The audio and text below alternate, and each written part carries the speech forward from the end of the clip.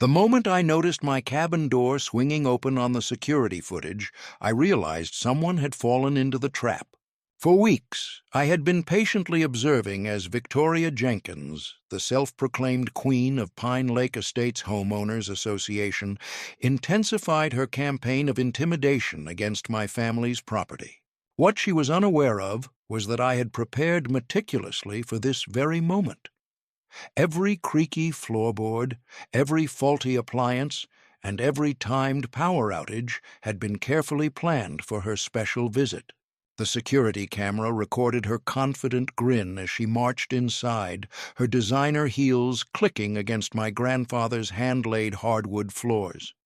She had no idea she was stepping into a completely lawful trap refined over 5 months. My story begins, like many others, with inheritance and sentimentality. Half a year ago, my grandfather Robert passed away at the age of 92, leaving me his beloved lakeside cabin that had been part of our family for more than 70 years. The modest 2-bedroom house stood on 3 acres of untouched waterfront, crafted by my grandfather's own hands after returning from World War II. Every summer of my childhood was spent there, fishing, swimming in the crystal-clear waters, and listening to Grandpa's tales by the fire. The cabin was not extravagant. Its cedar siding had aged into a dignified silver gray, and the stone fireplace was built with rocks that my grandfather had gathered from the land. But it was perfect, filled with generations of memories and skilled craftsmanship that modern construction could never replicate. When I arrived to claim my inheritance, I found that Pine Lake had undergone a significant transformation. What used to be a collection of simple family cabins scattered along the shore had turned into an upscale neighborhood of vacation homes with carefully maintained lawns and matching color schemes. At the heart of this change was Victoria Jenkins, a former real estate developer from Chicago who had relocated to Pine Lake 5 years earlier and soon made herself known as the president of the Homeowners Association through a mix of intimidation and clever procedural tactics. Our first meeting took place 3 days after I arrived to check on the condition of the cabin. As I was clearing some dense brush, a black Range Rover pulled up onto my gravel driveway. Victoria stepped out wearing white linen pants, a silk blouse, and enough jewelry to sink a small boat. Her platinum blonde hair was tightly pulled back, giving her face a permanent expression of displeasure. "You must be Robert Anderson's grandson," she said without bothering to introduce herself, glancing over my property with barely concealed disdain. "I am Victoria Jenkins, president of Pine Lake Estates Homeowners Association. I have been trying to reach you regarding several compliance issues with this property." I wiped my hands on my jeans and offered one in greeting. "James Anderson, pleased to meet you." I had no idea that my grandfather's property belonged to any association. Victoria's smile tightened as she mentioned Pine Lake Estates. "The community includes all lakefront homes. Last year, through a special town council decision, your grandfather was informed. Naturally, considering his health, we did not expect immediate full compliance." She then gave me a thick folder embossed with Pine Lake Estates HOA guidelines and rules. All the necessary information was inside. I took the liberty of marking the most urgent violations for you. Her perfectly manicured finger pointed to colored tabs sticking out from the binder. "The outer siding has to be replaced with approved materials. That boat dock does not meet the current standards. And, of course, all the natural vegetation must be replaced with approved landscaping." I flipped through the binder, feeling more and more concerned about the numerous violations and the heavy fines attached to each one. This would cost tens of thousands of dollars. I doubted my grandfather would have agreed to these modifications to his property. Victoria's smile never reached her eyes as she explained that the town council vote was unanimous. "Mr. Anderson, all properties must comply within 90 days or face daily fines. I know this is a hard time for you, but the rules must be followed." Pine Lake Estates upholds certain standards to preserve property values, you understand. As she turned to go, she paused. Oh, and we have scheduled the next HOA meeting for Friday evening. Your presence is expected. As a new member, she slid back into her Range Rover and left, stirring up a cloud of dust and astonishment behind her. That evening, I reached out to my cousin Sarah, who works as a real estate attorney in the closest city. "This sounds off," she remarked after I detailed the situation. "You should check the county records office. If Grandpa's land was added to an HOA, there would be paperwork he signed. They cannot just take over his private property without his approval." The following morning, I went to the county offices and spent hours examining property records. What I found confirmed my doubts. My grandfather's land had been explicitly excluded from the HOA formation because of its historical importance. There was even a note about his refusal to join, referencing the heritage status of the property. Victoria had lied, probably betting that I would not investigate the records or question her authority. I also uncovered something far more intriguing. The original survey maps revealed that a small but crucial section of the current HOA clubhouse and marina had been constructed partially on land that still belonged to my grandfather's estate. It appeared Victoria's predecessor had quietly encroached on our land during construction, assuming that my elderly grandfather would neither notice nor object.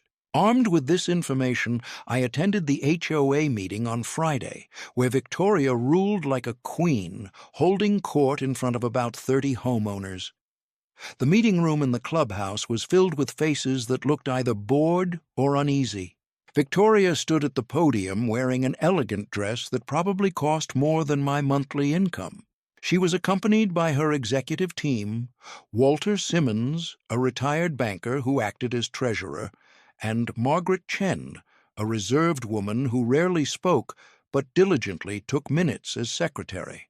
"Before we started the usual agenda," Victoria said, "I would like to introduce our newest member, James Anderson, who has inherited the Anderson property on the North Shore." All eyes immediately turned to me. "We expect full compliance with our regulations within 90 days, correct, Mr. Anderson?" I felt the pressure of everyone's gaze. "Actually, I have been reviewing the property documents, and it seems there has been a misunderstanding. My grandfather's property was specifically excluded from the HOA's incorporation last year. I have the paperwork right here." I raised the folder containing the county records. Victoria's smile disappeared instantly. "That is impossible." The town council vote was unanimous for properties that agreed to join. "Yes, but my grandfather's parcel received a historical designation exemption." I walked up to the podium and set the documents on the table. "These are the official records confirming the exclusion." Victoria barely looked at them. "These must be outdated. I will have our lawyer review them.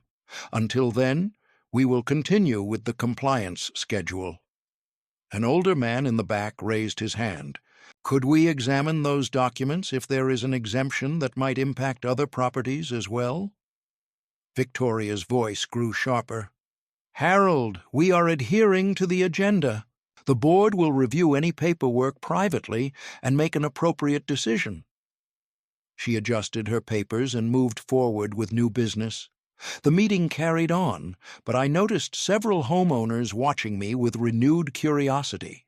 When we paused for refreshments, a few came up to me quietly.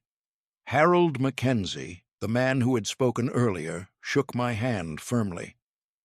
"Your grandfather was an honorable man who lived by his principles. These HOA vultures have been harassing his property for years, hoping he would give up or—" He did not finish his sentence. "I am glad you are holding your ground." A middle-aged couple introduced themselves as the Patels. "Victoria threatened to sue us over our garden last month," Mrs. Patel whispered. "She claimed our vegetables were unsightly and harmed property values, so we had to remove them." Over the next hour, I heard similar accounts from at least 6 different homeowners.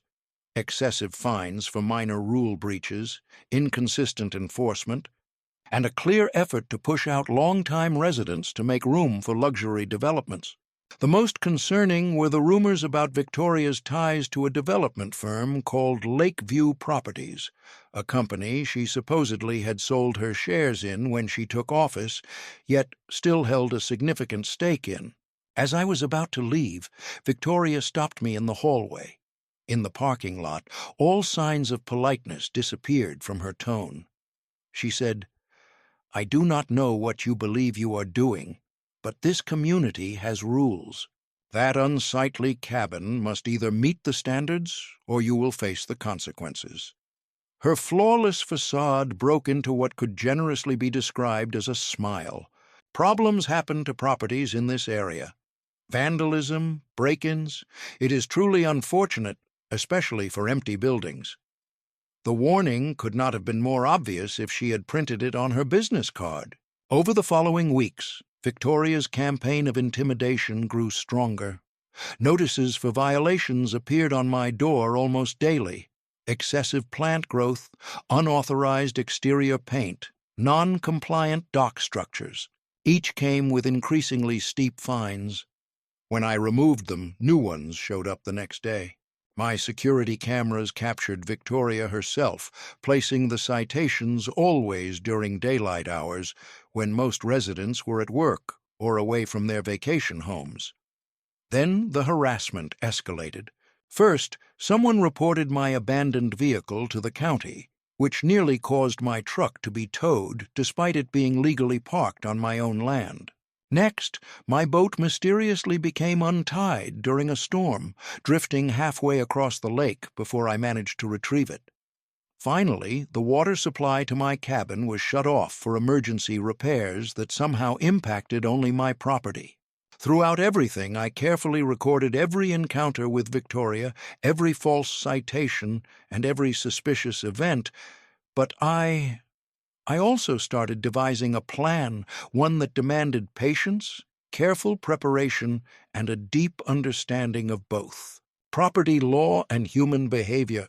During my childhood summers, my grandfather had shared with me the cabin's unique traits and its history, how specific floorboards would creak unless you stepped exactly in the right spot, how the old plumbing would rattle and groan if the valves were not opened in the proper order, and the antique electrical panel with its unusual labeling system that only made sense to those who knew its quirks. What most people saw as the irritating features of an old building, I recognized as an ideal base for my plan. I began my preparations in an organized way. First, I installed a thorough security system with cameras covering every part of the property, all linked to cloud storage and my smartphone. Next, I sought legal advice from my cousin Sarah about the potential legal issues involved in my plan. She assured me, "As long as you are not creating hazardous conditions meant to harm anyone, you are on firm legal ground. It is your property, and you are not required to make it easy for trespassers." Encouraged by Sarah's advice, I proceeded to set up what I called inconvenient traps around the cabin. None of these were harmful or unlawful, just highly frustrating for anyone unfamiliar with the property's peculiarities. For instance, I disconnected the power supply to the hot water heater, but left. The circuit breaker switch was set up to create the illusion of a working system that would, in reality, provide only freezing cold showers.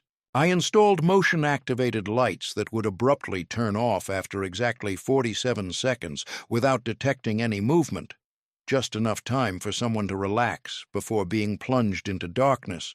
The toilet was rigged to run non-stop unless its handle was wiggled in a precise sequence, and the kitchen sink would drip endlessly, even though it appeared to be tightly closed. For the grand finale, I installed a custom programmable thermostat that caused the cabin to alternate between being unbearably hot and freezing cold at random intervals. All these malfunctions could be monitored and controlled remotely through my phone, letting me adjust how severe they were depending on who was inside. With the physical setup complete, I moved on to the next stage of my plan: The social groundwork. I started attending town council meetings, introducing myself as Robert Anderson's grandson, and quietly cultivating relationships with local officials.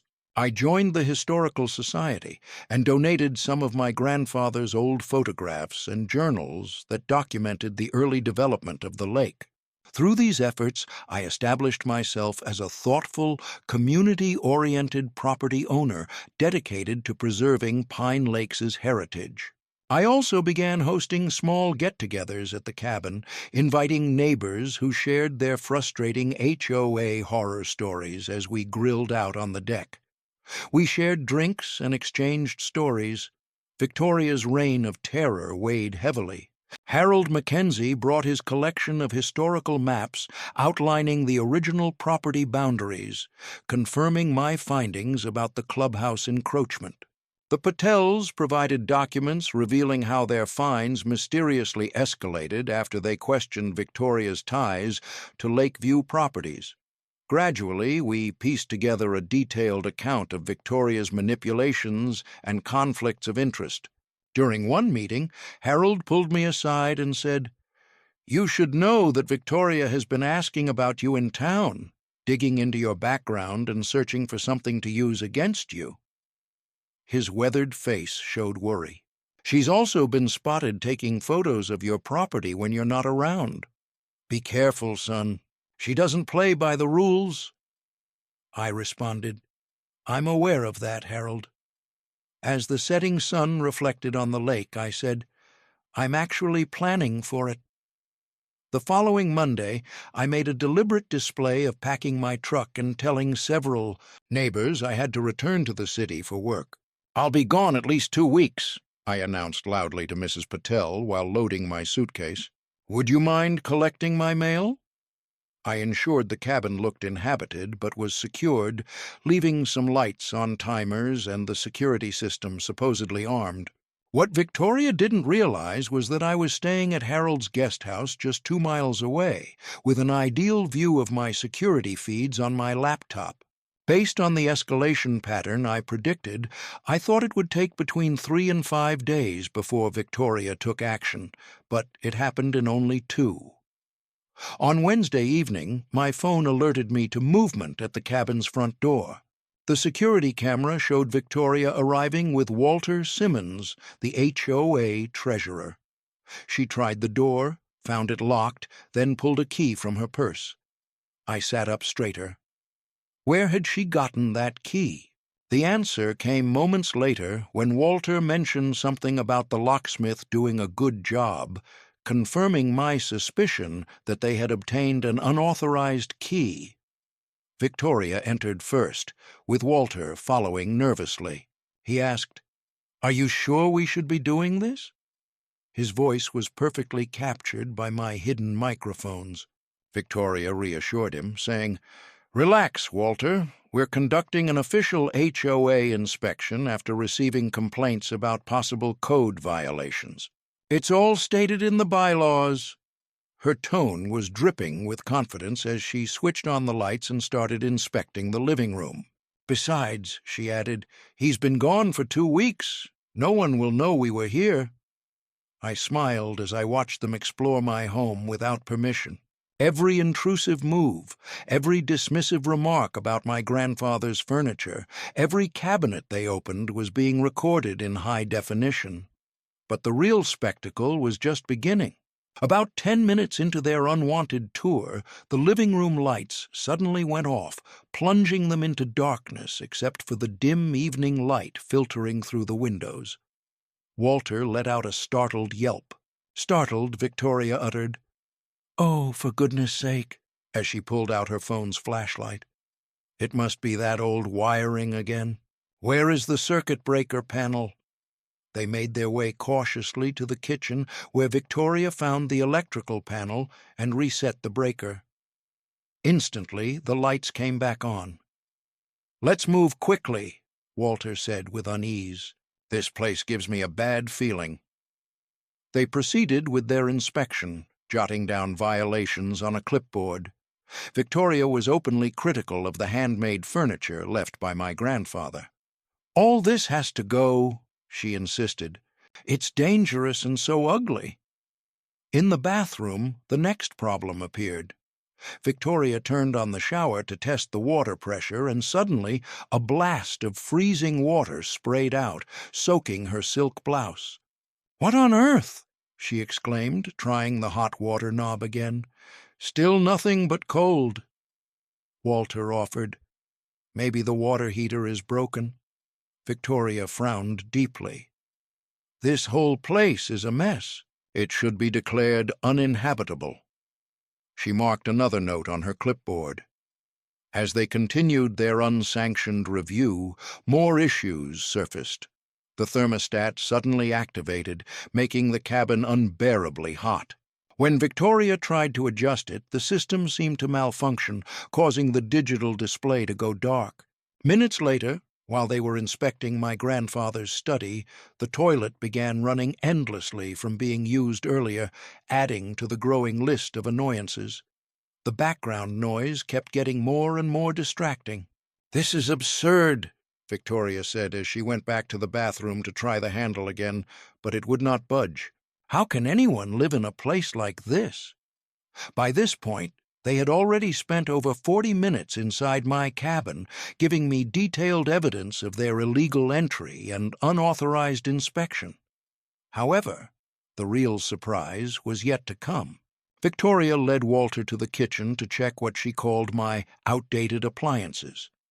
When she opened the refrigerator, it triggered a silent alarm I had set up, causing all the outside doors to lock automatically with a distinct click. Walter spun around, confused. "What was that?" Victoria rolled her eyes, dismissing it as the house settling.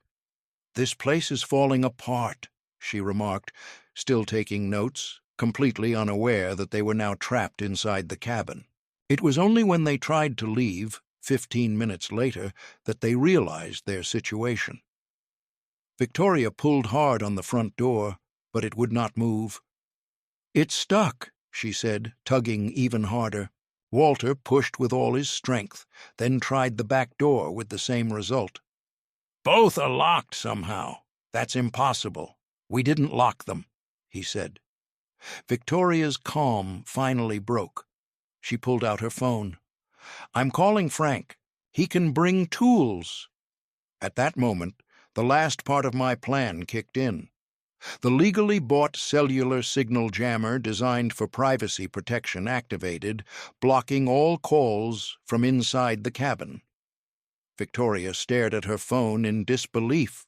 She stared at her phone in disbelief as the words "no service" appeared on the screen. "This is absurd," she thought, her carefully maintained composure beginning to crumble. She tried the windows, all of which on the first floor were fitted with child safety locks. While these locks were not strong enough to prevent escape in a real emergency, they still required considerable effort and risked damaging Victoria's expensive designer clothes. Watching their growing panic, I decided they had gone far enough. I remotely unlocked the doors, perfectly timing it with Victoria's latest attempt to force open the front entrance. The sudden release caused her to stumble backward into Walter, and both fell awkwardly onto the porch. At that moment, Harold Mackenzie happened to be passing by with his fishing boat in tow. Harold slowed down and then stopped completely, watching the odd sight of the HOA president and treasurer scrambling to stand outside a cabin whose owner was supposed to be away. "Good evening, Victoria," he called out. "Didn't expect to see you at the Anderson place. Is James home earlier than usual?"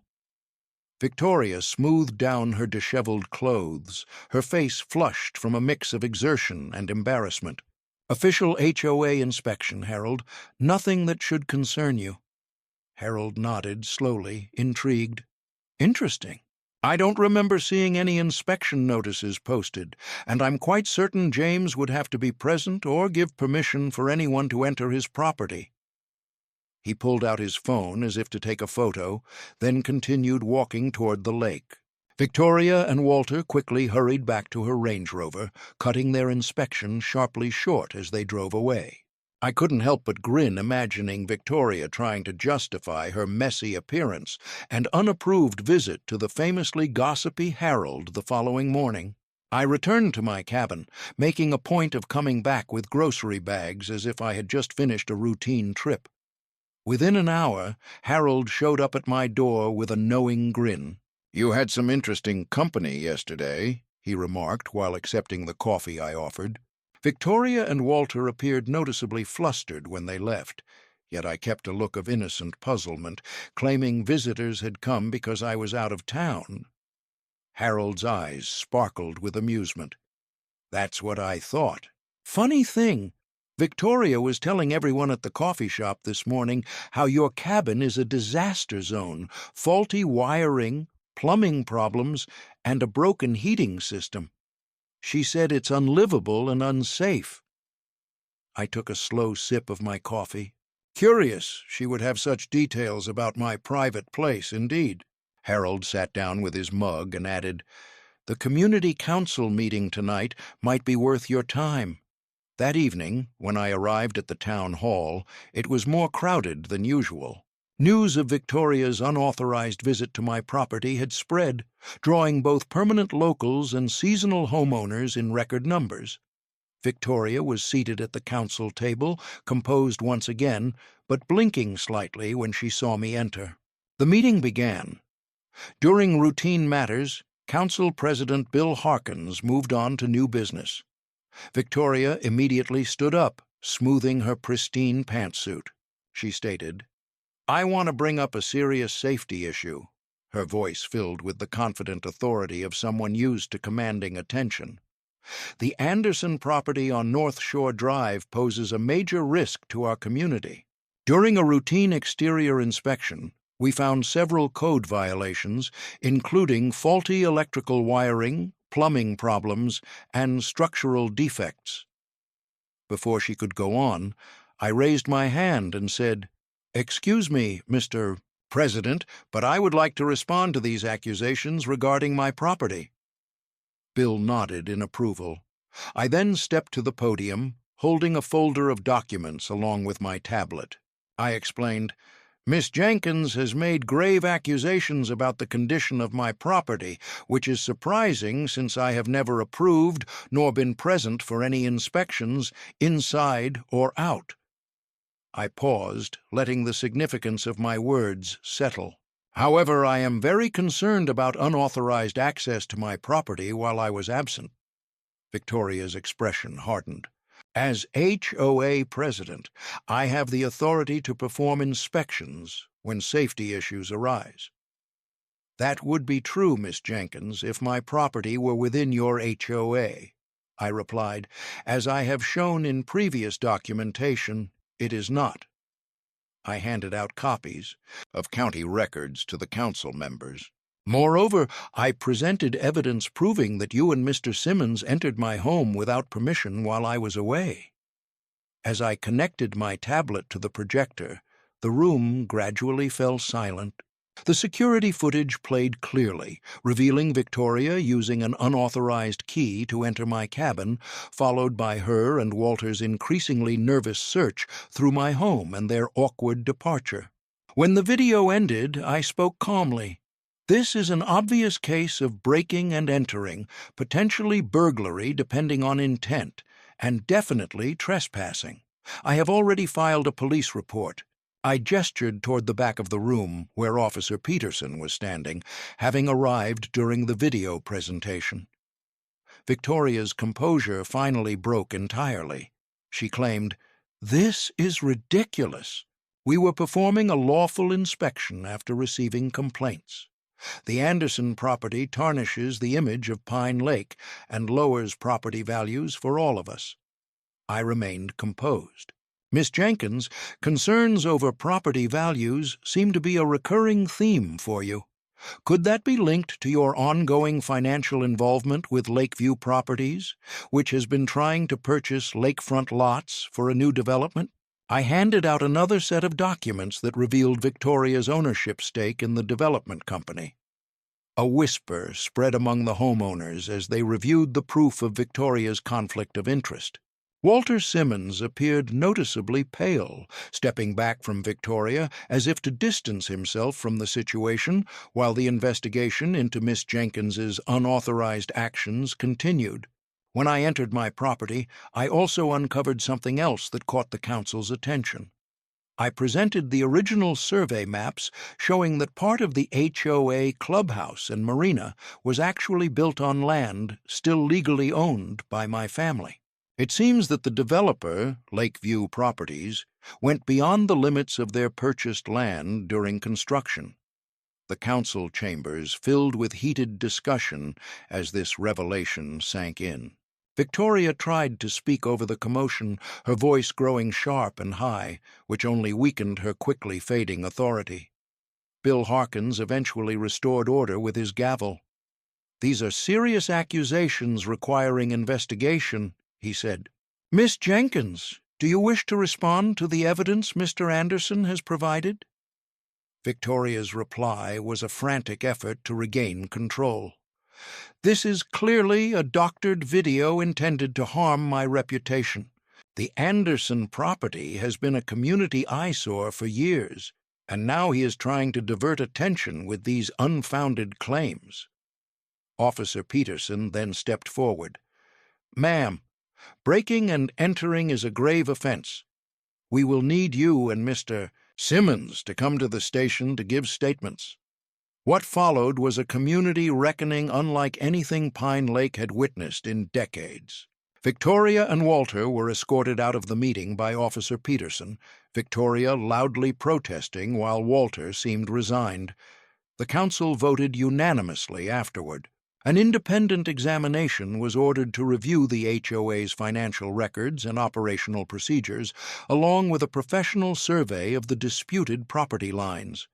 In the following weeks, the full scope of Victoria's deceit came to light. The investigation revealed years of selective rule enforcement, discriminatory actions, and financial misconduct. Victoria had been collaborating with Lakeview Properties to pressure certain residents into selling their homes, earning commissions from purchases facilitated by HOA intimidation. Walter had some awareness of the wrongdoing, but insisted he was forced to comply due to threats of exposing his own financial troubles. The property survey validated my grandfather's original property limits, demonstrating that nearly 1/5 of the clubhouse and almost 1/3 of the marina dock were constructed on our land.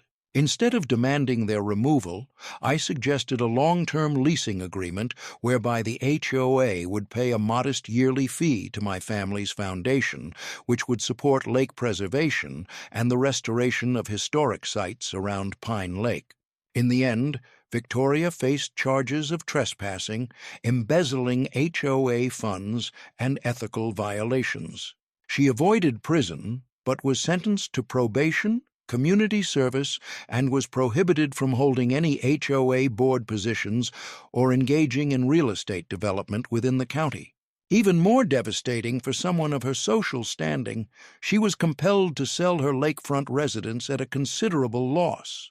When her neighbors came together and decided to remove her from the community she had long tormented, my grandfather's cabin remained untouched. I maintained it just as he had for 7 decades, preserving every unique detail and charm. The Historical Society recognized it as a heritage site, ensuring its protection against any future development threats. Though I did modernize the plumbing, electrical, and heating systems, I retained the option to set off my inconvenience traps in case any future HOA dictators tried to interfere. Pine Lake has changed for the better. The residents chose Harold Mackenzie as the new HOA president under an entirely new charter focused on preserving the lake's natural beauty and historical essence while maintaining reasonable upkeep standards. The Patels revived their vegetable garden, turning it into a community hub where neighbors share fresh harvests and gardening advice during warm summer evenings. I often find myself sitting on my grandfather's dock, watching the sunset cast amber and gold hues over the water. Sometimes Harold or the Patels join me, and we share stories from summers past. Victoria Jenkins discovered that some legacies cannot be intimidated or purchased. The most effective traps are not those that harm, but those that expose true character. My grandfather would have appreciated this lesson.